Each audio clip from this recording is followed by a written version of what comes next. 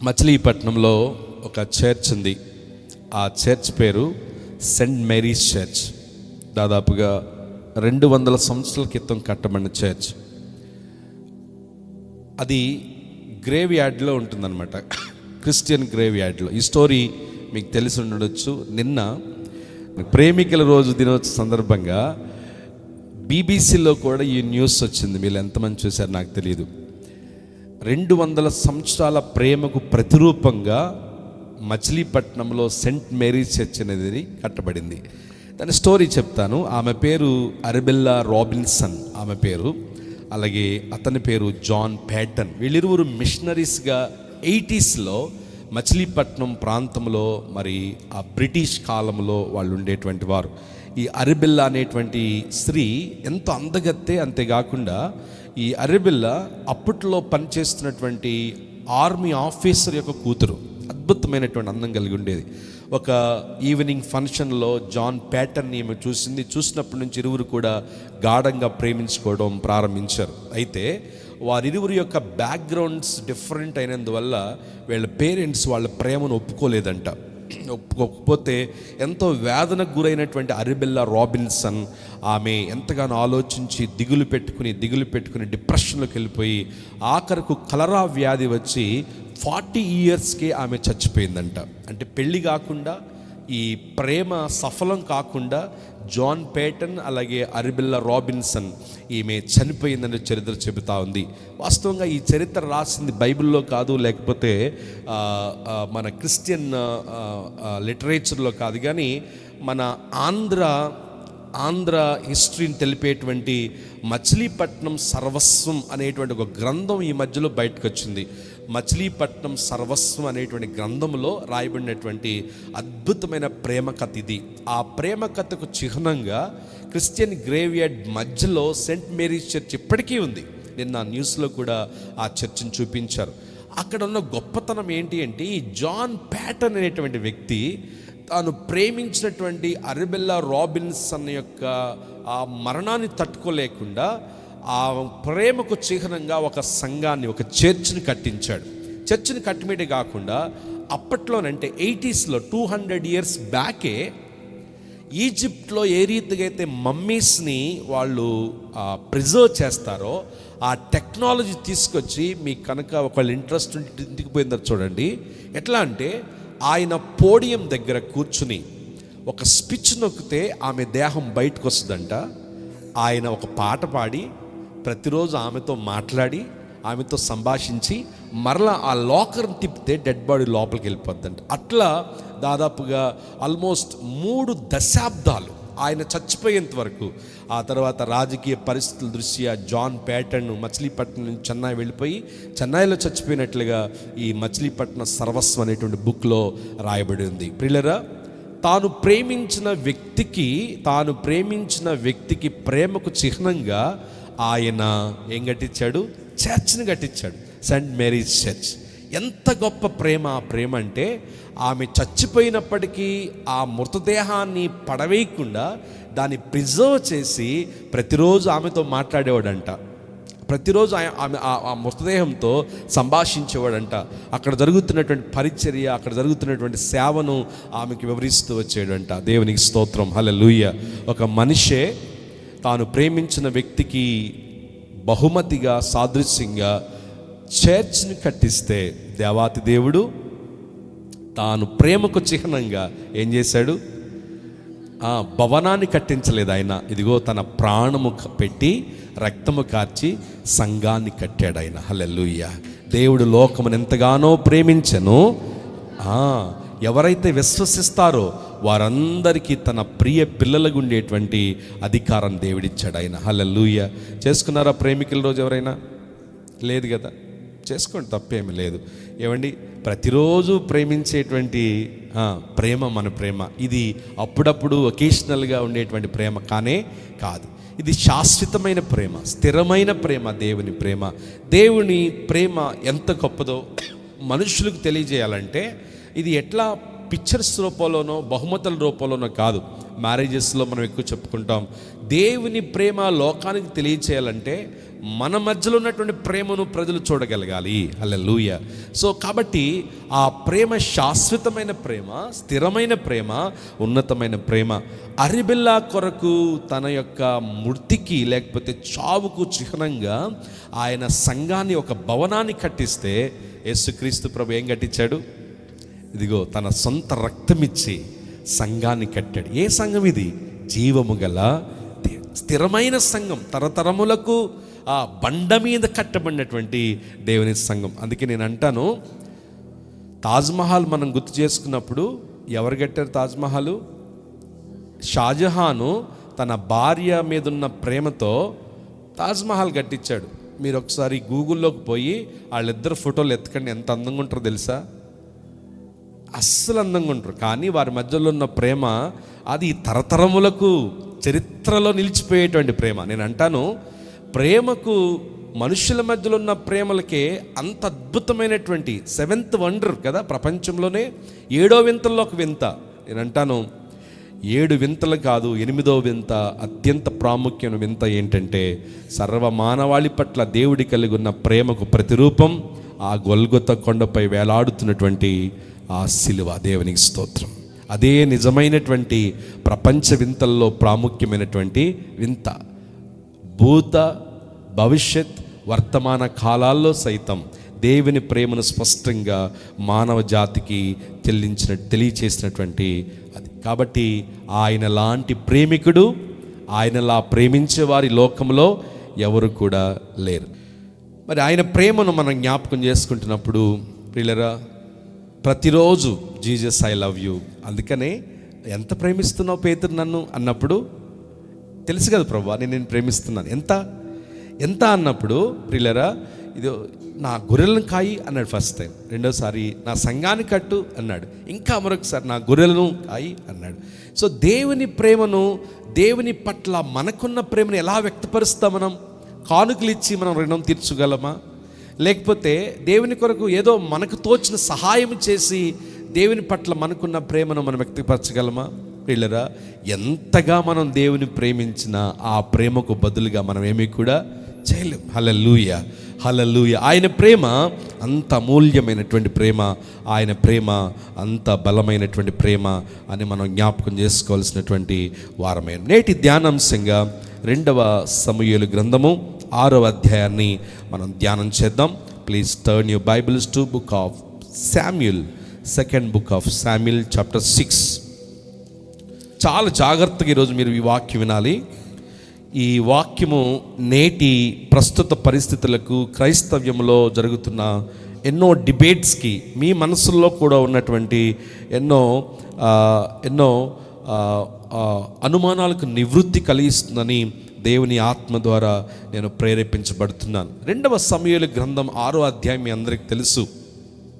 దేవుని నిబంధన మందస్సము, arc of covenant, నిబంధన మందస్సము ఇశ్రాయేలు నుంచి దూరమైపోయినందువల్ల, ఇశ్రాయేలు ప్రజలు పదే పదే ఫిలిష్తీయుల చేతిలో ఓడిపోవడం వల్ల దావీదు 6వ అధ్యాయం దగ్గరికి వచ్చి 1వ వచనంలో, తరువాత దావీదు ఇశ్రాయేలులో 30,000 మంది శూరులను సమకూర్చుకుని బయలుదేరి కెరూబుల మధ్య నివసించు సైన్యములకు అధిపతిగా యెహోవాను తన నామము పెట్టబడిన దేవుని మందస్సమును అచ్చట నుండి తీసుకుని వచ్చుటకై తన యొద్దనున్న వారందరితో కూడా బయీలా యెహూదాదు నుండి ప్రయాణమాయెను. అక్కడ మనం ఆలోచన చేస్తున్నాం. అంటే అప్పటి వరకు చాలామంది అంటారు దాదాపుగా 200 years, 200 సంవత్సరములు వారి మధ్యలో మందస్సము లేదు అని చెబుతారు. ఎలా అంటే 1 సమూయేలు గ్రంథము 7వ అధ్యాయంలో మనం చూస్తే అక్కడ చూద్దాం, చూడండి ఒకసారి. మొట్టమొదటిగా ఏలీ కుమారులు 2 కూడా పట్టబడి చచ్చిపోయినటువంటి సందర్భంలో అక్కడ దేవుని నిబంధన మందస్సము ఫిలిష్తీయుల చేత పట్టబడినట్లుగా 1 సమూయేలు గ్రంథం 7వ అధ్యాయం 1వ వచనంలో మనం చూస్తాం. అంతటా కిర్యాతారీములు వారు వచ్చి యెహోవా మందస్సము తీసుకుని పోయి అక్కడ మొట్టమొదటిసారిగా అన్యజనులైనటువంటి వారు దేవుని మందస్థాన్ని తీసుకుపోయినట్లుగా లేఖనం మనం గమనిస్తుంది. ప్రియులరా, 2వ సమూయేలు గ్రంథం 6వ అధ్యాయంలో మనం చూసినప్పుడు 3 ప్రాముఖ్యమైన ప్రశ్నలు ఈరోజు మనం తప్పనిసరిగా అధ్యయనం చేయాలి. మొట్టమొదటిగా, వాట్ ఈస్ ట్రూ వర్షిప్? నిజమైన ఆరాధన అంటే ఏంటి? రెండవది, దావీదు నిజముగా నాట్యం చేశాడా? అది రెండవ ప్రశ్న. Did David really danced? ఎందుకంటే ఈ క్వశ్చన్ లేకపోతే ఈ అంశం క్రిస్టియన్ సమాజంలో నేడు ఎంతగానో డిబేట్కి లోనవుతున్నటువంటి ప్రశ్న, ఎంతోమంది ఆలోచిస్తున్నటువంటి ప్రశ్న. దావీదు నాట్యం చేశాడు కాబట్టి మనం కూడా మన ఇష్టానుసారంగా నాట్యం చేయొచ్చు అని విచ్చలవిడిగా క్రైస్తవ ప్రతిష్టతను, క్రైస్తవ పరిశుద్ధతను భంగం చేస్తూ చాలామంది ఆరాధనల యొక్క రియాలిటీని మార్చేస్తున్నటువంటి దుర్దినాలు. సో మొదటి ప్రశ్న ఏంటంటే, వాట్ ఈస్ ట్రూ వర్షిప్? రెండవది, దావీదు నిజముగా నాట్యం చేశాడా? చేస్తే ఆ నాట్యం ఎలాంటిది? How was David worship God? ఇదంతా కూడా 6వ అధ్యాయంలో మనకు కనిపిస్తుంది. మనం చూస్తాం, నిబంధన మందసం ఫిలిష్తీయుల మధ్యలో ఉన్నప్పుడు దావీదు కొంతమందిని తీసుకుపోయి ఆ నిబంధన మందసాన్ని తీసుకొస్తాడు. 3వ వచనం నుంచి మనం చూస్తే, వారు దేవుని మందసమును క్రొత్త మంది మీద ఎక్కించి గిబియాలోనున్న అబీనాదాబు యొక్క ఇంటిలో నుండి తీసుకుని రాగా అని మనం చూస్తాం. అబీనాదాబు ఇంటిలో నుండి ఆ తర్వాత ఎక్కడికి ఉజ్జా చచ్చిపోతాడు. ఉజ్జా చచ్చిపోయిన తర్వాత ఒబేదేదోము ఇంట్లోకి వస్తుంది. ఒబేదేదోము ఇంట్లో నుంచి తర్వాత వారు ఆ యొక్క దేవుని నిబంధన మనసాన్ని యెరూషలేములోకి తీసుకొస్తున్నప్పుడు దావీదు తన శక్తి కొలది నాట్యము చేసినట్లుగా దేవుని వాక్యం సెలవిస్తూ ఉంది. హల్లెలూయా. చాలా ప్రాముఖ్యమైన విషయం. What is the importance of the ark of the covenant? నిబంధన మందసం యొక్క ప్రాముఖ్యత ఏంటి? నిబంధన మందసము దేన్ని సూచిస్తూ ఉందంటే, వెరీ సింపుల్, నిబంధన మందసం అనేది దేవుని సన్నిధికి సాదృశ్యమై ఉంది. హల్లెలూయా, హల్లెలూయా. నిబంధన మందసము నిర్గమాకాండములో, నేను వచ్చి మీ మధ్య నివసించినట్లుగా నా కొరకు ప్రత్యక్ష గుడారం మీరు తయారు చేయాలి. ప్రత్యక్ష గుడారంలో ఏమి ఉండాలి అంటే, బంగారు రేకులతో పొదగబడినటువంటి 2 అడుగుల వెడల్పు 3.5 అడుగుల పొడవు కలిగినటువంటి నిబంధన మందసాన్ని మీరు ఏర్పాటు చేసుకోవాలి. అందులో ఏముండాలి? మన్నా పాత్ర ఉండాలి. ఇది దేవునికి సాదృశ్యం. అంటే డైలీ బ్రెడ్, ప్రతిదినము దేవుడు మనల్ని పోషిస్తాడు, ప్రతిదినము మనల్ని ఆదరిస్తాడనే దానికి సాదృశ్యం. రెండవది, 10 ఆజ్ఞలు కలిగినటువంటి పలకలు ఉంటాయి. మోషేకు దేవుడు ఇచ్చినటువంటి 10 ఆజ్ఞలు కలిగిన పలకలు, ద లా ఆఫ్ గాడ్, దేవుని యొక్క ధర్మశాస్త్రానికి సాదృశ్యమైంది. మూడవది ఏముంటుంది? చిగురించినటువంటి అహరోను చేతికర్ర. ఇది దేనికి సాదృశ్యం అంటే న్యూ లైఫ్కి సాదృశ్యం. నూతన జీవితానికి. పాతది గతిస్తుంది, దేవుడు చిగురింప చేసేటువంటి దేవుడు అనే దానికి సాదృశ్యంగా ఉంది. ప్రియులారా, ఈ ఆర్క్ ఆఫ్ ద కవెనెంట్ మందసము అనేది చాలా ప్రాముఖ్యం. ఇశ్రాయేలు మధ్యలో వారు అరణ్యములో ప్రయాణం చేస్తున్నప్పుడు ఎక్కడైతే దేవుడు ఆగమంటాడో అక్కడ ఆగాలి. ప్రత్యక్ష గుడారాన్ని వాళ్ళు ఏర్పాటు చేసుకోవాలి. ఆ నిబంధన మందస్సాన్ని వాళ్ళు మధ్యలో పెట్టి దేవునికి అర్పించబడాల్సినటువంటి ఆ అర్పణలన్నీ కూడా వాళ్ళు అర్పించాలి. ఇక్కడ మనం 6వ అధ్యాయంలో చూస్తే మందసము చూస్తాం, ఉజ్జా మరణము చూస్తాం, దావీదు యొక్క నాట్యం చూస్తాం. ఆ తర్వాత మీకాలు అంటే దావీదు భార్య హీనునిగా దావీదును చూసినందువల్ల ఎలాంటి శాపాన్ని మీకాలు పొందుకుందో మనం చూస్తాం. ఈ యొక్క 6వ అధ్యాయంలో నిబంధన మందస్సు మనకు ఎలా కనిపిస్తుంది అంటే, మొట్టమొదటిగా మనము 3వ వచనం చూస్తే, క్రొత్త బండి మీద నిబంధన మందస్సాన్ని తీసుకువెళ్ళాలి. హల్లెలూయా, హల్లెలూయా. సో నిబంధన మందస్సము, God's presence or the power of God, దేవుని యొక్క శక్తికి సాదృశ్యమైన దేవుని మందస్సాన్ని దేని సూచిస్తుందంటే, నిబంధన మందస్సం అనేది పరిశుద్ధతకు సాదృశ్యమైంది. అందుకనే 3వ వచనంలో చూస్తే, వారు దేవుని మందస్సమును క్రొత్త బండి మీద ఎక్కించారు. పాత బండి మీద సరిపోదు, పాత బండి మీద మందస్సాన్ని పెట్టడానికి వీల్లేదు. కారణం ఏంటంటే, మందస్సము ఒక ప్లేస్ నుంచి మరొక ప్లేస్కి ఇశ్రాయేలు ప్రజలు మోస్తున్నప్పుడు ఖచ్చితంగా 2 క్రొత్త ఎద్దులను తీసుకొచ్చి కొత్త బండి మీద మందస్సాన్ని పెట్టుకుని వాళ్ళు ఆ ప్రాంతానికి తీసుకువెళ్ళాలని దేవుని వాక్యం మనకు సెలవిస్తాం. అంటే మందస్సము దేనికి సాదృశ్యం ఇక్కడ ఉందంటే, పరిశుద్ధతకు సాదృశ్యం, హోలీనెస్. ఈ మాటలు ఎందుకు చెప్తున్నానో జాగ్రత్తగా వినండి. What I'm trying to build today, ఆరాధన అంటే ఏంటి అని మనం తెలుసుకోవాలంటే ఈ విషయాలన్నీ కూడా ప్రాముఖ్యమే.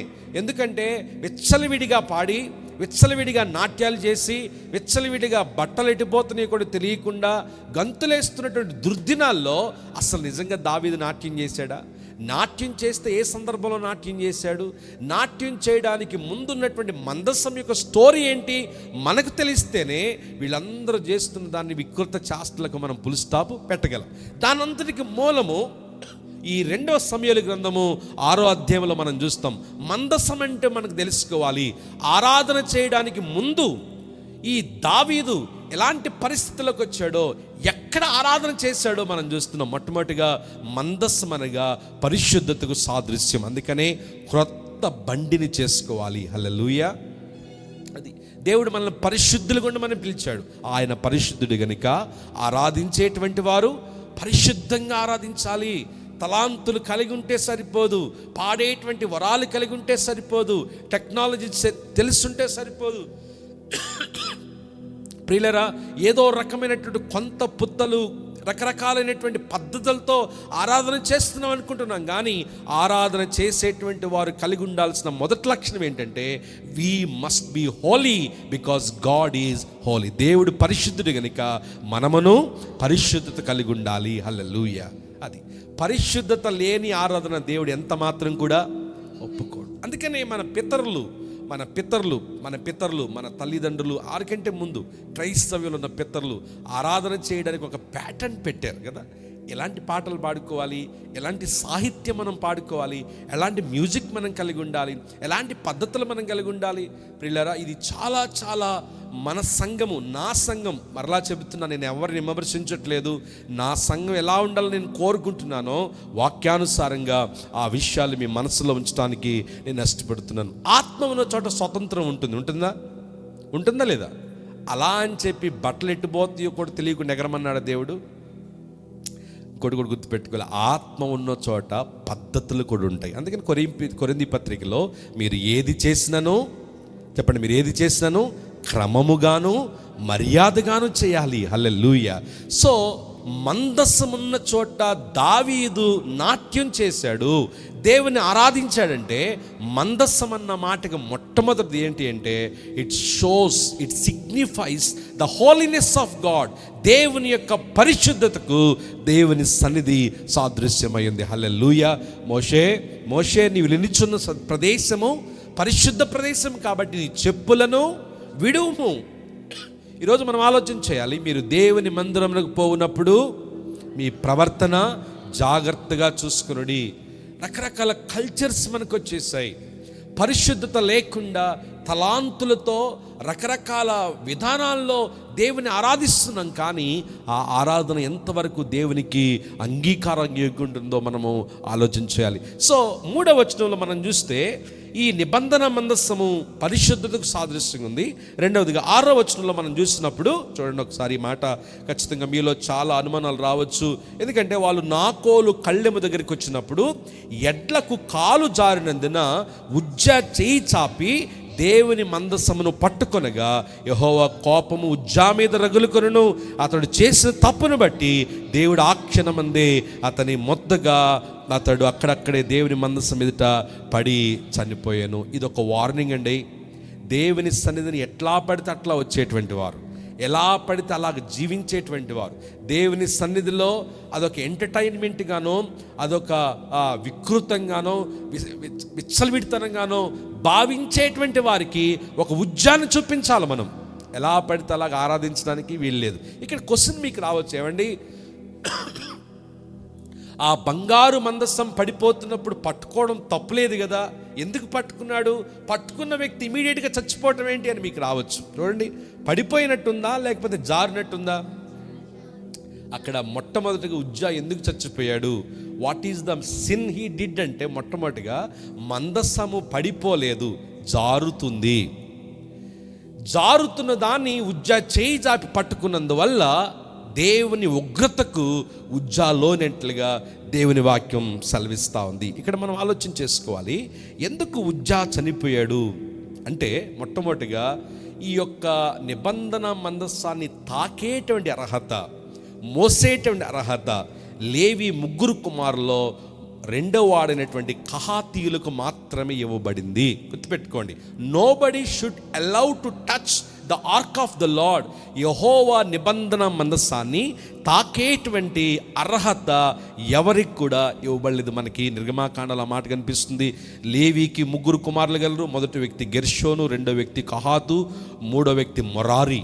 ఈ రెండవ కుమారుడైనటువంటి కహాతీయులకు మాత్రమే మందస్సాన్ని మోసేటువంటి ఆధిక్యత ఉంది. సంఖ్యాకాండం 4:15 ఆ విషయం మనం చూస్తాం. ప్రియులారా, ఈ యొక్క ఉజ్జా అబీనాదాబు కుమారుడని మనం చూస్తున్నాం. అబీనాదాబు ఇంటిలోనికి చూడండి, అక్కడ మనం ముందుకు చదువుకుంటూ పోతే 2వ సమూయేలు గ్రంథం 6వ అధ్యాయంలో ఫిలిష్తీయుల దగ్గర నుంచి మందసం రాగానే ఎవరింటికి వచ్చింది? అబీనాదాబు ఇంట్లోకి వచ్చింది. ఎన్ని నెలలు అక్కడ ఉందంటే ఒకసారి చూడండి. దేవుని మందస్సము గల ఆ బండిని గిబియాలోని అబీనాదాబు ఇంటి నుండి తీసుకుని రాగా అహ్యో దాని ముందర నడిచెను. దావీదు ఇశ్రాయేల్ అందరూ సరళ వృక్షపు కర్రతో చేయబడిన నానా విధములైన సితారాలను, స్వరమండలములను, తంబురములను, మృదంగములను, పెద్ద తాళములను వాయించు యెహోవా సన్నిధిని నాట్యమాడుచుండిరి. ఎవరు ఈ ఉజ్జా అంటే అబీనాదాబు యొక్క కుమారుడు. ఇక్కడ గుర్తుపెట్టుకోండి, నిబంధన మందస్సము వాళ్ళ ఇంట్లో ఉండటం వల్ల ఉజ్జాకు నిబంధన మందస్సం యొక్క వాల్యూ తెలియలేదు. The more we are close to the presence of God, the more we lose the respect for the presence of God. ప్రతిరోజు ప్రార్థన. God's presence is so available. అందుకనే దేవుని యొక్క సన్నిధుల గురించి మనము భయము లేకుండా ఉంటున్నాము. అవునా కదా ఏమండి? ఎందుకు ఉజ్జా ఆ యొక్క స్వతంత్రాన్ని తీసుకున్నాడు? తనకు తెలుసు ఉజ్జా చేయి చాపి మందస్సాన్ని ముట్టేటువంటి అర్హత లేదు, కహాతీయులకు మాత్రమే ఉంది. కానీ ఎందుకు అంటే నిబంధన మందస్సు వాళ్ళ ఇంట్లో ఉంది. చూస్తున్నాడు, వెళ్తున్నాడు. ఏమండి, పాస్టర్ గారు మొదటిసారి మీ ఇంటికి వచ్చారనుకోండి, ట్రీట్మెంట్ బాగానే ఉంటుంది. అలాగా ప్రతి వారం మీ ఇంటికి వచ్చారనుకోండి, ఎట్లుంటుంది? మొదటిసారి వెళ్ళినప్పుడు కాస్త కూర్చోండి అని చెప్పి బిర్యానీలు ఉంటాయి, స్టార్టర్స్ ఉంటాయి, అన్నీ బాగుంటాయి. రెండోసారి పోయినప్పుడు ఆ బిర్యానీ కాస్త వైట్ రైస్గా మారుద్ది. మూడోసారి పోయినప్పుడు ఆ వైట్ రైస్ కాస్త కాఫీగా మారుద్ది. నాలుగోసారి పోయినప్పుడు ఆ కాఫీ కాస్త టీగా మారుద్ది. ఐదోసారి పోయినప్పుడు టీ కాస్త నీళ్లుగా మారవచ్చు, లేకపోతే తలిపేసి అటు నుంచి అటు పోవచ్చు. ఉజ్జా ఎలాగా గాడ్స్ ప్రెజెన్స్ని ట్రీట్ చేశాడంటే, ఆ మందస్సము తన ఇంటిలో ఉన్నందువల్ల మందస్సం యొక్క వాల్యూ ఉజ్జాకు తెలియలేదు. హల్లెలూయా. అది ఏమండి, దేవుని సన్నిధికి పదే మనం రావడం వల్ల దేవుని సన్నిధి పట్ల మనకు గౌరవం కలగాలి. మందస్సం పట్ల మనకు ప్రతిష్టత, అది ఎంత కాన్సిక్రేట్ చేయబడిందో మనం తెలుసుకోవాలి తప్ప ఏమండి పదే రావడం వల్ల దేవుని సన్నిధిలో మనం ఏ రకంగా చులకనగానో లేకపోతే లైట్గానో తీసుకోవడానికి వీల్లేదు. కారణం ఏంటంటే ఈ యొక్క మందస్సం అనేది దేవుని శక్తికి సాదృశ్యమైంది. మొదటిగా ప్రజెన్స్ ఆఫ్ గాడ్, రెండవదిగా పవర్ ఆఫ్ గాడ్కి సాదృశ్యమైంది. హల్లెలూయా. వాళ్ళ ఇంట్లో పెట్టుకున్నందువల్ల అదే చెప్తున్నా నేను, కొంచెం దూరంగా ఉంటాం మీరు ఎప్పుడు కూడా. ద మోర్ వి క్లోజ్ అందుకనే పదే మీరు దేవుని మందిరమునకు పోవునప్పుడు మీకు ఐతుకు గుర్తున్నాడా? అపొస్తలులు గారు ఐతుకు అనేవాడు గుర్తున్నాడా? చర్చ్కి అయితే వచ్చాడు, అర్ధరాత్రి జరుగుతున్న ఆన్లైన్ ప్రేయర్లో పాల్గొన్నాడు, కానీ దగ్గరికి రాలేకపోయాడు, వెనకనే కిటికీలో కూర్చున్నాడంట. ఏమైంది? అక్కడ మంచి పాటలు, మంచి వాక్యము, మనోడిని కాస్త నిద్రపుచ్చినట్టుగా ఉంది. ఆ కిటికీ నుంచి డాముని కింద పడి చచ్చిపోయాడు. గుర్తుపెట్టుకోవాలి, దేవుని సన్నిధికి వచ్చి బ్రతికిన వాళ్ళు ఉన్నారు, దేవుని సన్నిధికి వచ్చి చచ్చిపోయిన వారు ఉన్నారు, దేవుని సన్నిధికి వచ్చి దీవించబడిన వారు ఉన్నారు, దేవుని సన్నిధికి వచ్చి శాపాన్ని పొందుకున్నవారు ఉన్నారు. మనము రావడం ప్రాముఖ్యం కాదు, కానీ ఎలాంటి పరిశుద్ధులుగా మనం వస్తున్నాము, ఎలాంటి వైఖరితో మనం వస్తున్నాము, నిబంధన మందస్సములకు సాదృశ్యమైన దేవుని సన్నిధి పట్ల మనకున్నటువంటి వైఖరి ఏంటి అనేది ఇక్కడ మనందరూ ఆలోచించే విషయం. ప్రియులారా, సిద్ధపాటు లేకుండా వచ్చి కూర్చుని చప్పట్లు కొట్టి వెళ్ళిపోతే ఏమైనా జరుగుద్దా? ఏమీ జరగదు. ఇక్కడ ఎందుకు ఈ ఆరాధ్యాన్ని ఇంతగా మనం ధ్యానం చేస్తున్నామంటే, అది ట్రూ వర్షిప్ అంటే ఏంటో మనం ఖచ్చితంగా ఈరోజు తెలుసుకోవాలి.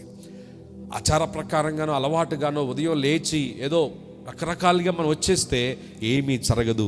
దేవుని సన్నిధి, దేవుని శక్తి, దాని పట్ల మనం కలిగుండ వైఖరిని మనం పదే పదే జ్ఞాపకం చేసుకోవాల్సినటువంటి వారమైనాం. దేవుని సన్నిధి ఎంత దగ్గరగా ఉన్నామనేది ముఖ్యం కాదు, కానీ ఎంత గౌరవం మనం కలిగి ఉన్నాం అనేది ముఖ్యమని మనము జ్ఞాపకం చేసుకోవాలి. హల్లెలూయా, హల్లెలూయా. అక్కడ గౌరవాన్ని పోగొట్టుకున్నారు వాళ్ళు.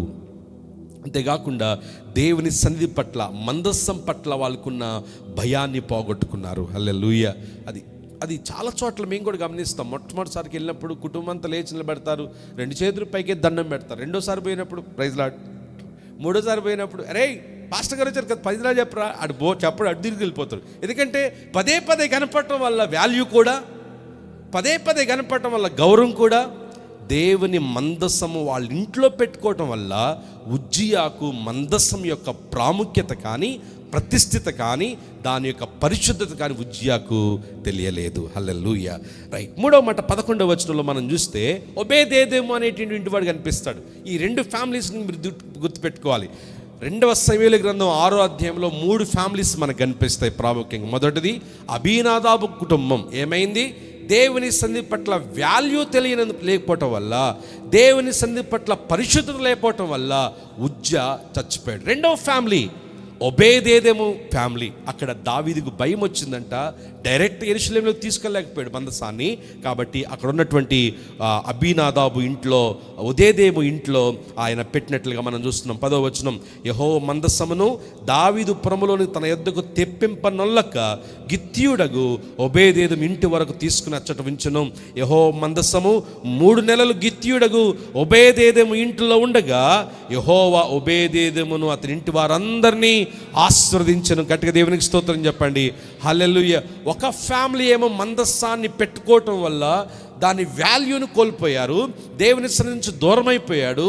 వాళ్ళ ఇంట్లో కుమారుడు ఉన్నటువంటి ఉజ్జి చచ్చిపోయాడు. మరొక ఫ్యామిలీ మనకు కనిపిస్తుంది, ఒబేదేదెము అనేటువంటి వ్యక్తి దేవుని మందస్సము 3 నెలలు తన ఇంట్లో పెట్టుకోవటం వల్ల ఇంటి వారందరూ ఆశీర్వదించబడ్డారు. పిల్లరా, నిబంధన మందస్సం మొదటిగా ప్రజెన్స్ ఆఫ్ గాడ్కి సాదృశ్యం, రెండవదిగా పవర్ ఆఫ్ గాడ్కి సాదృశ్యం, నాలుగవదిగా ప్రాస్పారిటీ ఆఫ్ గాడ్. దేవుని మందస్సం ఎక్కడ ఉంటుందో ఆ కుటుంబం అన్ని రీతిలుగా ప్రాస్పెర్ అవుతుంది, ఆశీర్వదించబడుతుంది. హల్లెలూయా.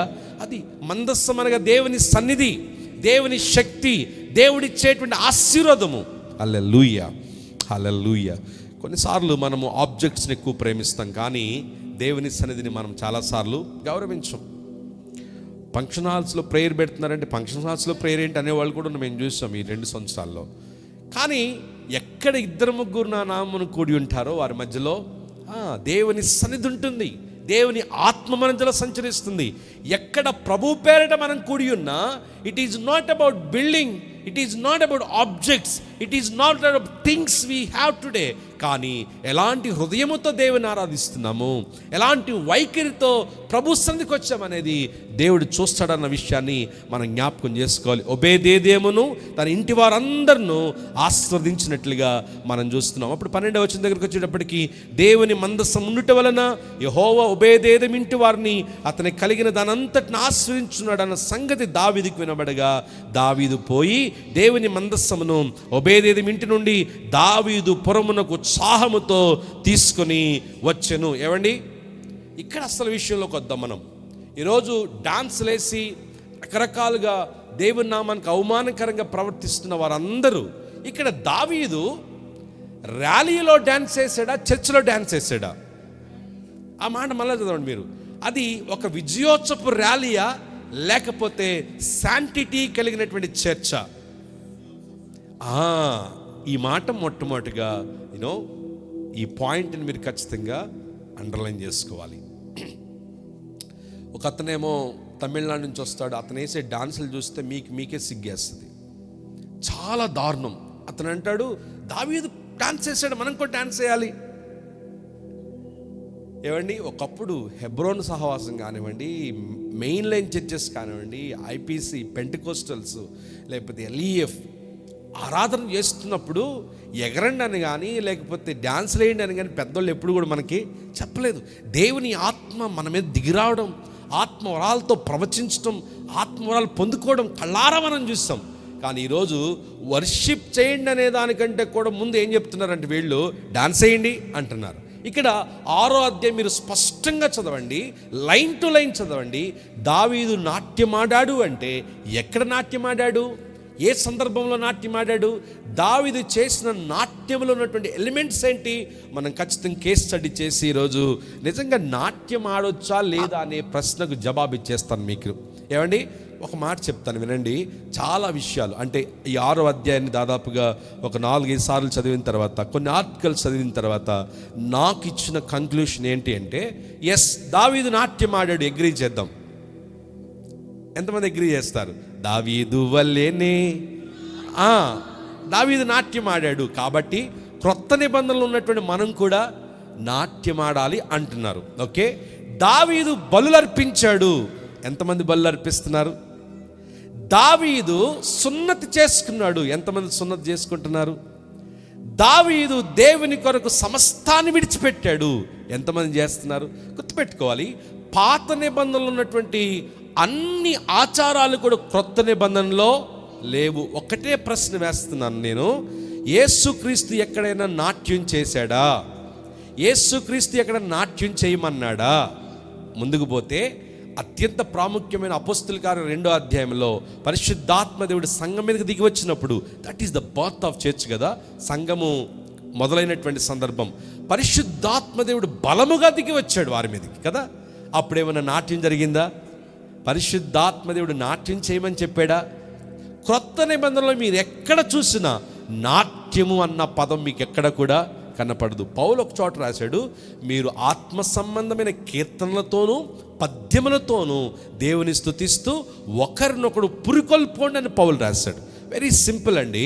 పాత నిబంధనలు ఉన్న అన్నీ మనం చేయాలంటే పాత నిబంధనలు ఉన్న బలులు మనము అర్పించాలి, పాత నిబంధనల నైవేద్యాలు మనము అర్పించాలి. కాబట్టి ఏదో ఒకటి తీసుకుని దాన్ని మనకు ఆపాదించేసుకుని క్రైస్తవ యువతను, క్రైస్తవ సంఘాలను తప్పుదోవ పట్టించొద్దు. క్రొత్త నిబంధనలో నాట్యం ఉందా? ఎక్కడైనా కనిపించిందా మీకు? 4 సువార్తల్లో యేసు ప్రభు నాట్యం చేసినట్టు ఎక్కడైనా ఉందా? లేదు. అపోస్తుల కార్యము గ్రంథము దగ్గర నుంచి పత్రికల్లో ఎక్కడైనా అపోస్తుల టీచింగ్స్లో నాట్యం చేయమని ఎక్కడైనా ఉందా? లేదు. సాక్రిఫైజెస్ గురించి మనం మాట్లాడుకోం, వర్షిప్ స్టైల్స్ గురించి మనం మాట్లాడుకోం. అంతేకాని దావీదు నాట్యం చేశాడు కాబట్టి మనం కూడా నాట్యం చేయాలి. అందుకనే ఆల్మోస్ట్ 3-4 వీక్స్గా నేను దీని మీద స్టడీ చేస్తున్నాను. దావీదు నిజంగానే నాట్యం చేశాడా, అసలు చేయలేదా? రాసింది ఒకే ఒక చోట అండి. దావీదు ఆల్ హిస్ మైట్, తన శక్తి కొలది ఆయన నాట్యం చేస్తూ వచ్చాడు. నేను ఆలోచిస్తూ ఉన్నాను, ఉజ్జా చచ్చిపోయిన తర్వాత దావీదు భయపడ్డాడు. కానీ ఒబేదేదోము ఇంటిలో వారందరూ ఆశీర్వదించబడిన తర్వాత దావీదు నాట్యం చేస్తూ ప్రారంభించాడు.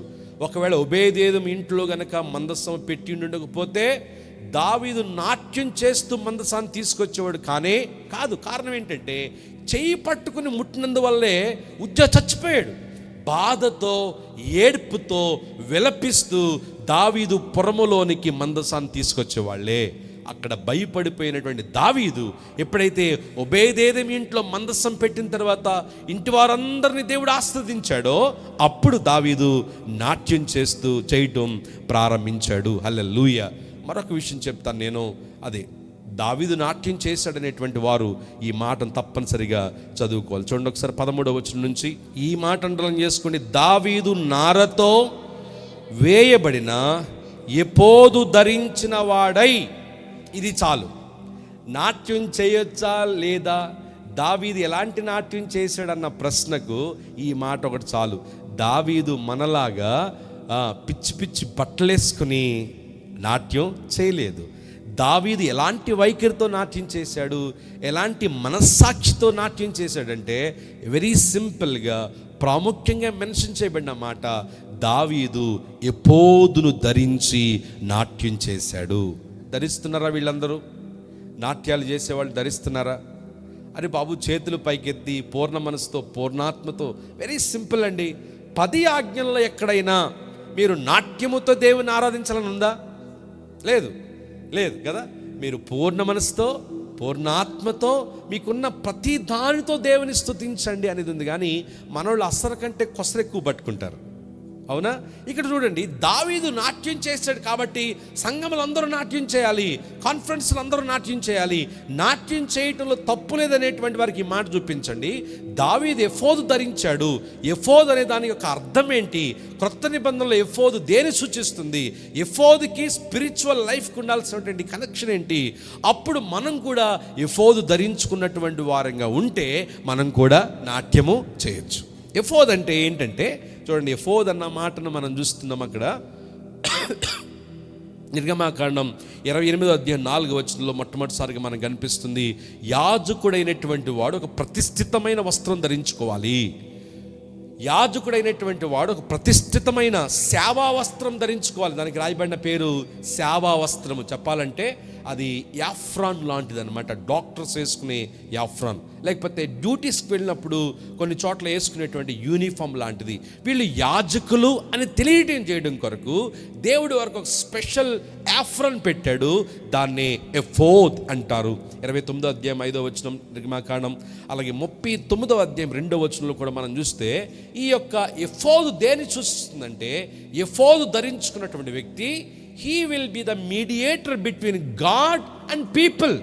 39:2 చదవండి ఒకసారి. నిర్గమాకాండం 39:2. ఎఫోదు ఏ రీతిగా ఉంటుందనేది అక్కడ మనకి 1వ నుంచి 7వ వరకు మనం చూస్తాం. ఎఫోదులో ఏమేమి ఉండాలి? ప్రాముఖ్యంగా మనం అండర్లైన్ చేసుకోవాల్సిన మాట ఏంటంటే, ఎఫోదులో 12 వజ్రములు ఉంటాయి. అంటే చెస్ట్ మీద ఆయన వేసుకున్నటువంటి యాఫ్రానికి పైన 12 వజ్రాలు ఉంటాయి. ఈ 12 వజ్రాలు దేనికి సాదృశ్యం? ఇశ్రాయేలు యొక్క 12 గోత్రాలకు సాదృశ్యం. నేను ఎందుకు ఇవన్నీ గుర్తు చేస్తున్నానంటే, ఈ 12 గోత్రాలు ఐగుప్తు బానిసత్వం నుంచి విమోచించబడి రక్షణ పొందుకున్నటువంటి 12 గోత్రాల వారికి సాదృశ్యం. హల్లెలూయా. అంటే ఎఫోదు ధరించుకుని దావీదు నాట్యం చేశాడు. మొట్టమొదటి ఉండాల్సినటువంటి లక్షణం, he must be the mediator. దేవునికి ప్రజలకు మధ్యలో మధ్యవర్తిగా ఉండాలి.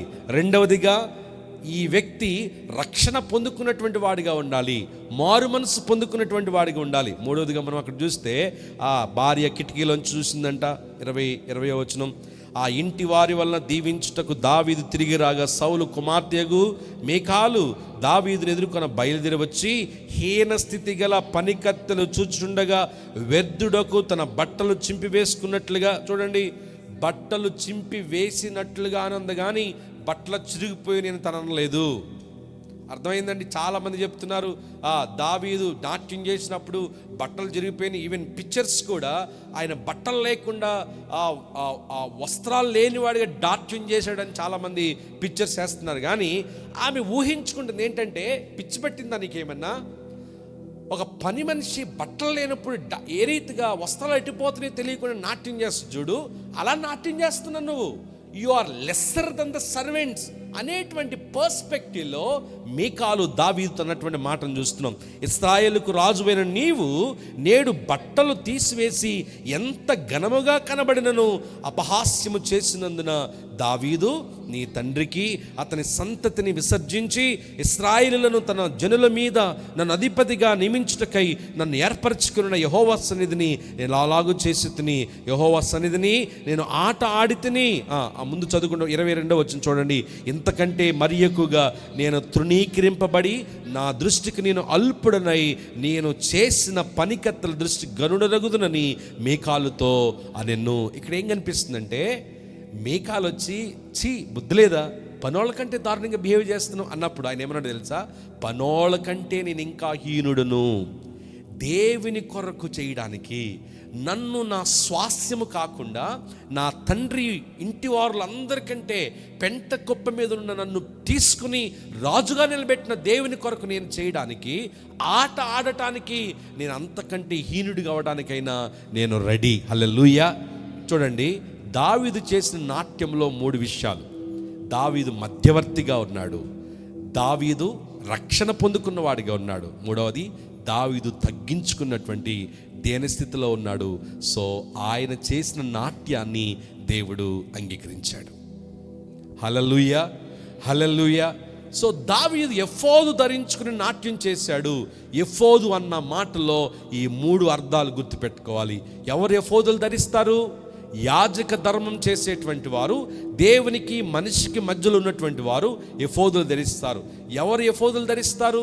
ఐగుప్తు బానిసత్వం నుంచి బయటకు వచ్చినటువంటి 12 గోత్రాలకు సాదృశ్యంగా ఆ 12 వజ్రాలు కలిగినటువంటి వారు ఎఫోదులు ధరిస్తారు, రక్షణకు సాదృశ్యం. మూడవది, ఎవరు ఎఫోదు ధరిస్తారు? ఇక్కడ మనం చూస్తున్నాం ప్రియులారా, తగ్గింపు, తనను తాను తగ్గించుకుంటున్నాడు దీన స్థితిలో దేవుని కొరకు ఎంతైనా చేయడానికి. కొన్ని వీడియో చూస్తున్నప్పుడు ఎంత కోపం వస్తుందంటే నాకు, ఇట్లా అసలు వాళ్ళు వేసే స్టెప్స్ ఏ కాన్షియస్తో వేస్తున్నారు? పవిత్రమైన మనస్సాక్షి కలిగి ఉండి వేస్తున్నారా, లేకపోతే సినిమాల్లో చూసో డాన్స్ ప్రోగ్రాంలో చూసో అలాంటి స్టెప్స్ వేస్తున్నారా? ఒక సింగర్ని తీసుకొస్తారు మనోళ్ళు తమిళనాడు నుంచి. ఆ కుర్రోడు వీడియోస్ చూడండి, ఆడు వేసే స్టెప్స్ ఎంత అవమానకరంగా ఉంటాయంటే, వాడి హావభావాలు, వాడు 2 కాళ్ళు దూరంగా పెట్టి వాడు చేసే స్టెప్స్ నాకైతే ఇమీడియట్గా చాలా బాధేస్తుంది, వాడి మీద కోపం వస్తుంది. నాకు అనిపిస్తుంది అనమాట, మన తెలుగులో లేరా గాయకులు, మంచి గాయకులు? ఎక్కడి నుంచో తీసుకొచ్చి మన సంఘాలు మనం బాడు చేసుకోవాలా? ఎంత అద్భుతమైన పాట పాడేటువంటి తలాంతులు కలిగిన వారు మన రాష్ట్రాల్లో ఉన్నారు. మంచి సాహిత్యం రాయగలిగిన వారు, మంచి గొంతుతో ప్రభుని ఆరాధించగలిగిన వారు ఎక్కడి నుంచో తీసుకొస్తారు వాడిని. వాడి డ్రెస్ కానివ్వండి, వాడు వేసుకునే టైట్ బట్టలు కానివ్వండి, ప్రియులరా వాడి యొక్క హావభావాలు కానివ్వండి, ఇట్లు పెడతాడు. అసలు మీరు చూడండి, దేవుని నామానికి అవమానము. డాన్స్ వేయగలిగినటువంటి వారు, దేవుణ్ణి ఆరాధించాలనుకుంటున్నటువంటి వారు దేవునిలో లీనమైపోయి ఆరాధన చేస్తున్నప్పుడు గుర్తుపెట్టుకోండి, ఎఫోదు తప్పనిసరిగా ధరించాలి. అంటే మీరు డ్రెస్ కుట్టించుకుని అనట్లేదు, ఈ లక్షణాలు ఖచ్చితంగా కలిగి ఉండాలి. హల్లెలూయా, హల్లెలూయా. సో దావీదు నిజంగా నాట్యం చేశాడు అంటే నాట్యం చేశాడు, కానీ వీళ్ళు చేసిన నాట్యాలు కానే కాదు. ఈ కాన్ఫరెన్స్లో నాట్యాలు జరుగుతున్నాయి. ఒక 10 మంది, 5 ఆడపిల్లలు, 5 మగపిల్లలు, వాళ్ళు చేస్తున్నారు నాట్యం. ఎవరిని ముట్టుకుంటున్నారో, ఎవరి మీద పడిపోతున్నారో తెలియట్లేదు. ప్రియులరా మనం గుర్తుపెట్టుకోవాలి. ఒక హైందవ ఫ్రెండ్ని చర్చ్కి ఇన్వైట్ చేస్తుంటే ఆ ఫ్రెండ్ అంటున్నాడు, ఒకప్పుడు చర్చ్కి వస్తే మాకు పీస్ఫుల్గా ఉండేది, ఇప్పుడు చర్చ్కి వస్తే సాటర్డే నైట్ పబ్కి, సండే మార్నింగ్ చర్చ్కి మాకు తేడా తెలియట్లేదు అంటున్నాడు. We must feel shame about it. Unfortunately నేటి సంఘాల్లో ఆరాధన యొక్క పర్స్పెక్టివ్స్ మారిపోతున్నాయి.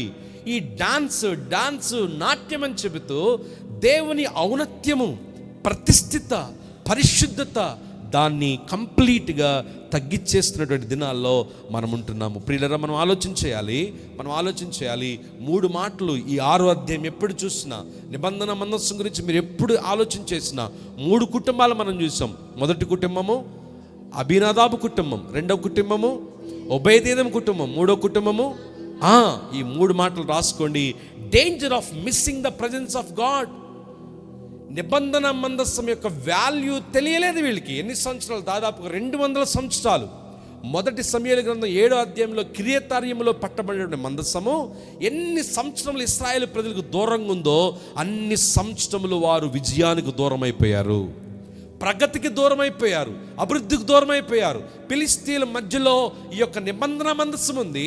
ఫిలిష్తీయుల మధ్యలో వాళ్ళు పదే ఓడిపోతూ ఉన్నారు. కారణం ఏంటంటే there is a danger of missing the ark of the Lord. దేవుని నిబంధన మందస్సం ఎప్పుడు దూరంగా ఉంటుందో అప్పుడు అపజయము తప్పదు.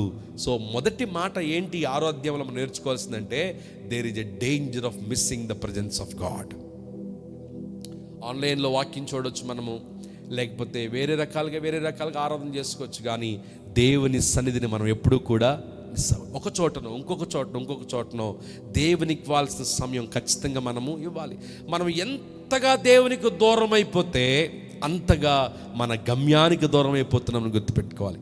మీరు మొదటి సమూయేలు గ్రంథం 7వ అధ్యాయం దగ్గర నుంచి మిస్పాలో వాళ్ళు ఎప్పుడైతే కూడుకుని మరి ఆల్మోస్ట్ వారి జీవితంలో చాలా కోల్పోతారు. 200 సంవత్సరములు ఫిలిష్తీయుల చేత ఓడిపోతూ ఉంటారు వీళ్ళు.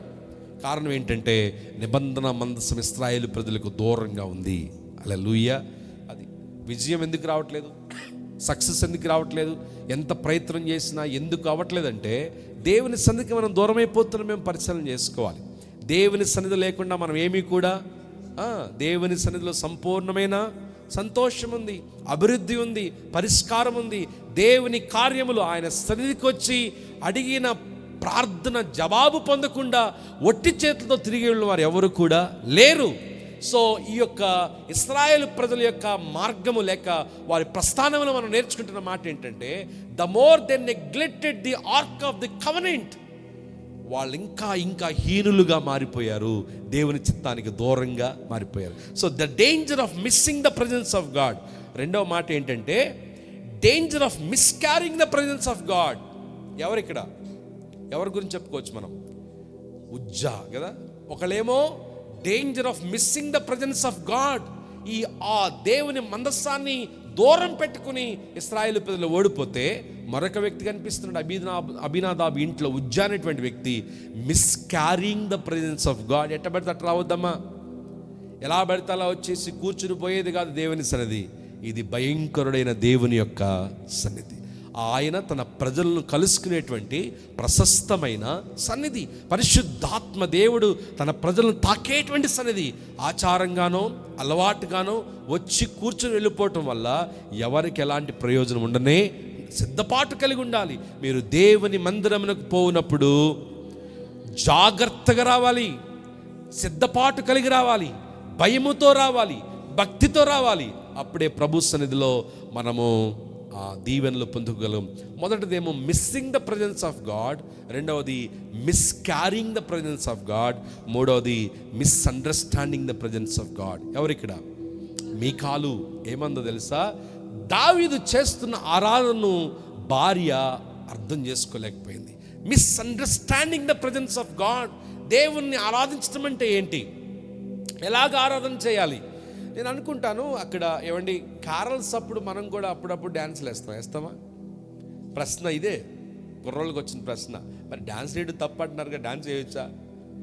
చర్చ్లో డ్యాన్స్ వేయటం వేరు, ఒక వేడుకలోనో లేకపోతే ఒక ఊరేగింపులోనో ఉత్సాహాన్ని బట్టో ఉద్రేకాన్ని బట్టో ఎమోషన్స్ని బట్టో 2 స్టెప్పులు వేయటం వేరు. నేనేమంటానంటే where there is the ark of the lord, ఎక్కడ నిబంధన మందస్సు ముందు అక్కడ జాగ్రత్తగా ఉండాలి. అది హల్లెలూయా. సో దావీదు నిబంధన మందస్సు మోస్తున్న యాజకులు వెళుతున్నారు, దాని ముందు శక్తి కొలది ఎంత గొప్పగా నాట్యం చేస్తున్నాడంటే ఆరాధిస్తున్నాడు, ప్రభుని గణపరుస్తున్నాడు. కిటికీలోని చూసినటువంటి మీకాలకి ఇక్కడ లాయల్టీ వచ్చేసింది. లాయల్టీ అనే ప్రశ్న వచ్చేసింది. హల్లెలూయా. అది కొన్ని చోట్ల ప్రభువు దగ్గరని ఆరాధిస్తున్నప్పుడు, ప్రభు దగ్గరికి మనం వస్తున్నప్పుడు లాయల్టీ అడ్డు రాకూడదు. నాకు ముందు సీట్ అయితేనే వస్తాను, ఏసీ చర్చ్ అయితే వస్తాను, కారు ఉంటేనే వస్తాను, అక్కడ భోజనాలు పెడితేనే వస్తాను, నాకు పాటిస్తేనే వస్తాను, ప్రసంగం ఇస్తేనే వస్తాను. లాయల్టీ అనేది దేవునికి మనకు మధ్యలో ఎప్పటికీ రారాదు. That is misunderstanding the presence of God.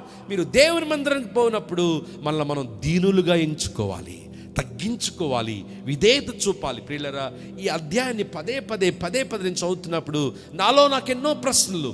మీకాలు చేసింది ఏంటంటే she misunderstood the presence of God.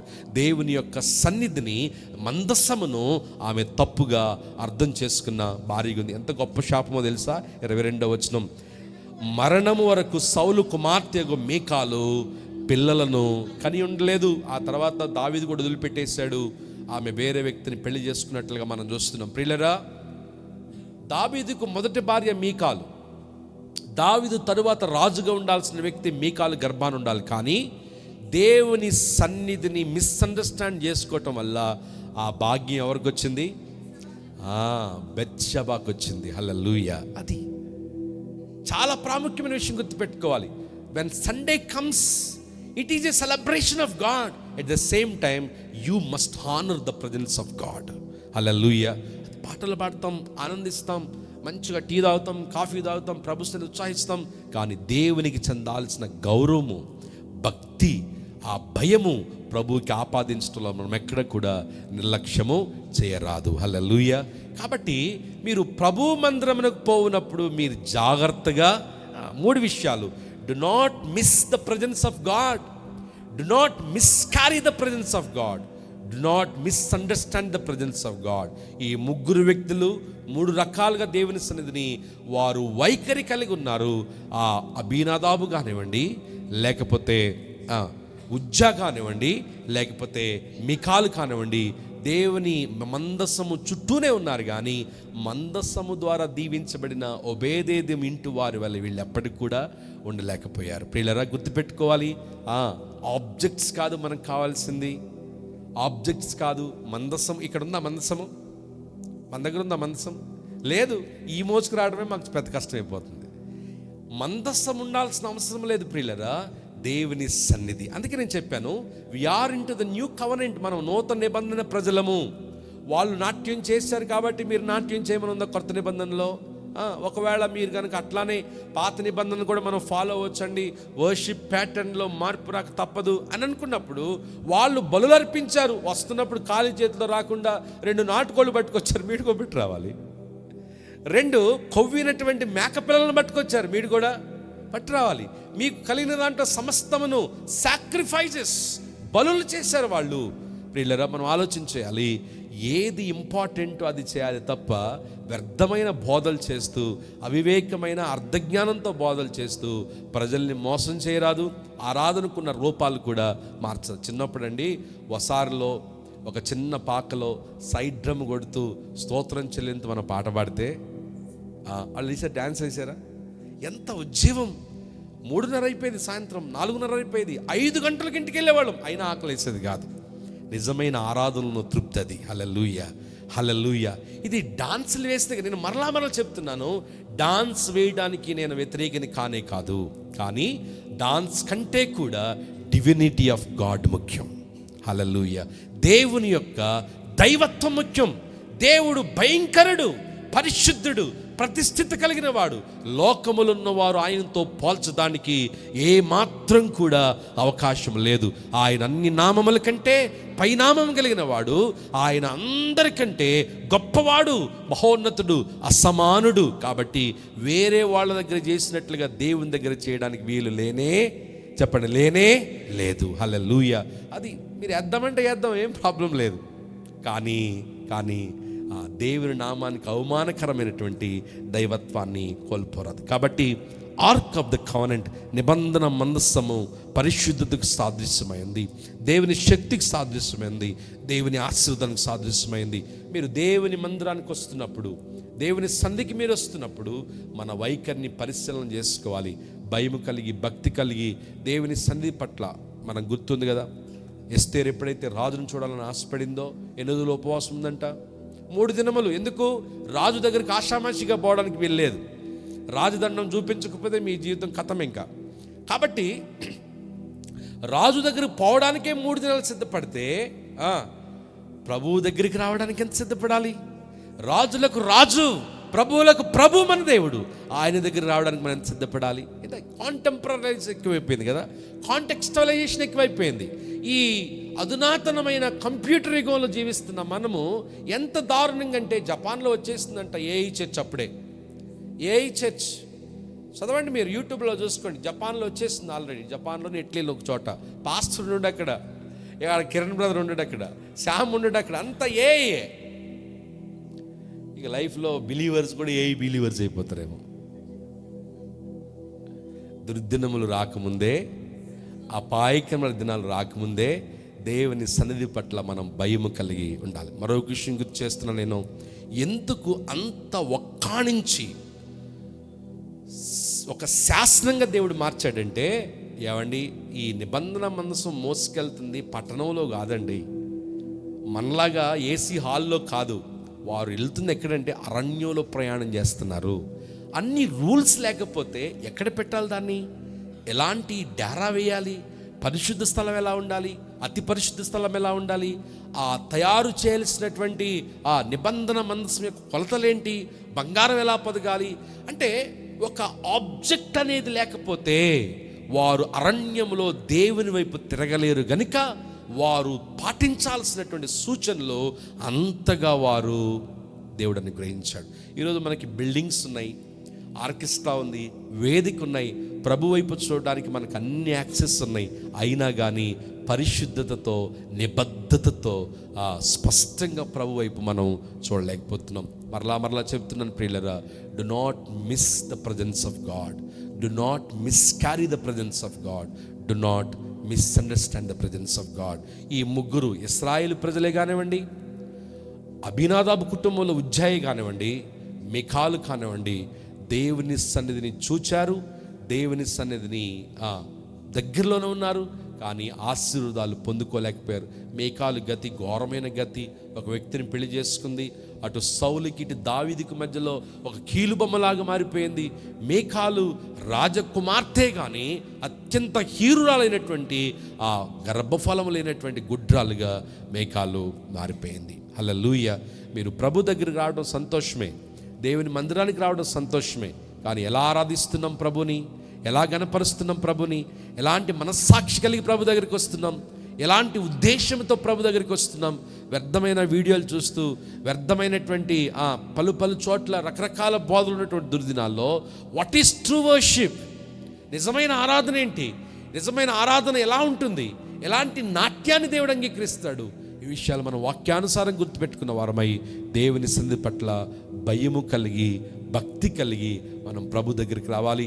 అలా వస్తే ఒబేదేది మింటు వలె దేవుడు మన కుటుంబాన్ని, మనకు కలిగిన వాటన్నిటినీ ప్రభు దీవిస్తాడు. దేవుడి మాటలు మన వెనుకడిలో దీవించునుగాక. ఆమేన్. తల్లు వంచుండి కళ్ళు మూసుకునండి, ప్రార్థన చేసుకుందాం. హల్లెలూయా, హల్లెలూయా, హల్లెలూయా. కొత్త బండి కావాలి. మీరు పాత తిత్తులో కొత్త ద్రాక్షరసను పోయలేరు ప్రియులరా. whenever you come to presence of God, you must renew yourself, sanctify yourself. ప్రభుని అడగాలి, ప్రభు నన్ను క్షమించునైనా, నీ పరిశుద్ధ పాద సన్నిధిలో యోగ్యులుగా జీవించడం సహాయం చేయండి. ఎత్తబడే నా చేతులు, పాడేటువంటి నా పెదవులు, అర్పించబడే మనస్సాక్షి నిర్మలంగా మార్చునైనా అని మనం ప్రార్థన చేయాలి. దేవుని సన్నిధిలో పరిశుద్ధంగా ఉండమని దేవుని సెలవిస్తూ ఉన్నాడు. పరిశుద్ధత, పరిశుద్ధత, పరిశుద్ధత ఎన్నటన్నిటికి అనుకూలము. దేవుడు అదే కోరుకుంటున్నాడు. మన తలాంతులు కాదండి, మనకున్నటువంటివి ఏమీ కాదు. చిన్న ప్రార్థన చేద్దామా? Do not miss the presence of God. ఏ కారణం చేతనైనా దేవుని సన్నిధికి దూరం కావద్దు. ఫిలిష్తీయులు చాలా కాలం నిబంధన మందసాన్ని ఉంచుకున్నారు. తద్వారా ఇశ్రాయేలు ప్రజలు ఎప్పుడూ పొందుకోరని అపజయాన్ని పొందుకుంటూనే ఉన్నాడు. ఉజ్జాని మనం చూసినప్పుడు ark of the Lord was there in their home, వాళ్ళ ఇంట్లో ఉంది.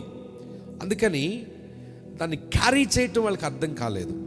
Miss carrying the presence of God. ఏమండి, చాలా ప్రాముఖ్యం. ఎలా వస్తున్నాం, ఏ వైఖరి ఉంటున్నాం, దేవుని ఎలా ఆరాధిస్తున్నాం, ప్రభుత్వం ఎలా ఉంటున్నాం, చాలా జ్ఞాపకం చేసుకోవాలి. అండ్ మేకాలు misunderstood the presence of God. దేవుని సన్నిధి, ఆ మందస్సము, జరుగుతున్నటువంటి ఊరేగింపు, దావీదు నాట్యం, దావీదు ఆరాధన ఆమె అర్థం చేసుకోలేకపోయింది, శాపగ్రస్తురాలు అయిపోయింది. చిన్న ప్రార్థన చేద్దాం. స్తోత్రం. Hallelujah, hallelujah. Thank you Jesus, thank you Jesus.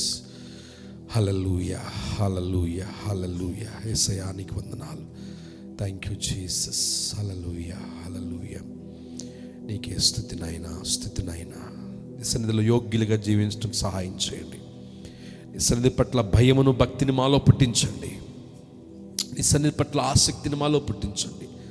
నీ సన్నిధికి దూరం అయిపోయేటువంటి ఇశ్రాయేలు వలె కాకుండా, అయా మందస్సాన్ని తాకినటువంటి ఉజ్జావలే కాకుండా, నీ సన్నిధిని మిస్అండర్స్టాండింగ్ చేసుకున్నటువంటి మీ కాలువలే కాకుండా, భక్తి కలిగి, భయము కలిగి, పూర్ణ మనసుతో, పూర్ణ ఆత్మతో నీ సన్నిధిలో ఉండే కృపనివ్వు నాయనా. Thank you Jesus. నిన్నే సేవింతును, చేతులు పైకెత్తి, నిన్నే సేవింతును యేసు, నిన్నే సేవింతును, నెవెనుదిరుగా నీ సన్నిధిలో మోకరించి, నీ మార్గములో సాగేదా, నీరసించక సాగేదా, నెవెనుదిరుగా నీ సన్నిధిలో మోకరిల్లి. సాంగ్ ఆఫ్ డెడికేషన్, దేవునికి మనం చెబుతున్న మాట ఇది. నీరసించక సాగేదా నేవేను దీరుగా. నిన్నే ప్రేమింతును, నిన్నే ప్రేమింతును హృదయపూర్వకంగా. నిన్నే ప్రేమింతును యేసు, నిన్నే ప్రేమింతును నేవేను దీరుగా. నీ సన్నిధిలో మోకరించి నీ మార్గములో సాగేదా. నీరసించక సాగేదా నేవేను నీరుగా. నీ సన్నిధిలో మోకరించి నీ మార్గములో సాగేదా. నీరసించక సాగేదా నేవేను నీరుగా. పరిశుద్ధుడైన మా ప్రియ తండ్రి, 2వ సమూయేలు గ్రంథం 6వ అధ్యాయంలోంచి మీరు మాకు బోధించిన ప్రతి మాట కొరకు నీకు స్తోత్రాలు. ఆరాధన గురించిన అపోహలు, అర్ధరహితమైన బాధలు ఎక్కువైపోతున్న దుర్దినాల్లో దావీదు చేసిన ఆరాధన ఎంత పవిత్రమైందో, ఎంత హృదయపూర్వకమైందో, నీ హృదయానుసారుడికి ఏ రీతిగా మారగలిగాడో మాతో మాట్లాడినందుకు నీకు స్తోత్రాలు.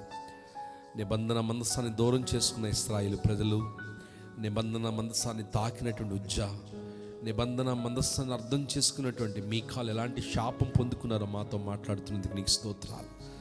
మందస్సం ఎక్కడుంటే అక్కడ నీ సన్నిధయ్యా, మందస్సం ఎక్కడుంటే అక్కడ నీ శక్తి, మందస్సం ఎక్కడుంటే అక్కడ నీ ఆశీర్వాదం ఉంటుందని ఆరాధ్యంలోంచి మాతో మాట్లాడినందుకు నీకు స్తోత్రాలు.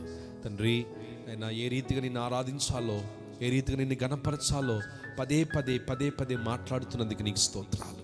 తండ్రి, ఆత్మ సంబంధముగా నీ సందులు గడిపినట్లుగా భయము కలిగి, భక్తి కలిగి, పూర్ణ మనసుతో, పూర్ణాత్మతో నిన్ను ఆరాధించడం మాకు నేర్పించిన ఆయన.